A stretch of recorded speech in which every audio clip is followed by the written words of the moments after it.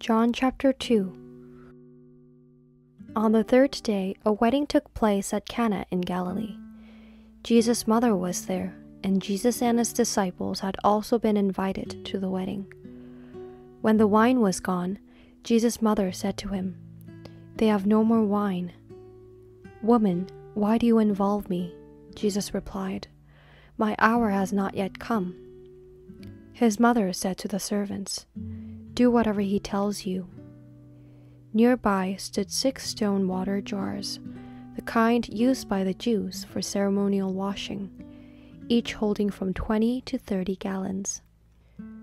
Jesus said to the servants, "Fill the jars with water." So they filled them to the brim. Then he told them, "Now draw some out and take it to the master of the banquet." They did so, and the master of the banquet tasted the water that had been turned into wine. He did not realize where it had come from, though the servants who had drawn the water knew. Then he called the bridegroom aside and said, "Everyone brings out the choice wine first, and then the cheaper wine after the guests have had too much to drink, but you have saved the best till now." What Jesus did here in Cana of Galilee was the first of the signs through which he revealed his glory, and his disciples believed in him. After this, he went down to Capernaum with his mother and brothers and his disciples. There they stayed for a few days.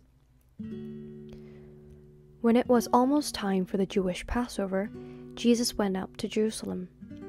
In the temple courts he found people selling cattle, sheep and doves, and others sitting at tables exchanging money.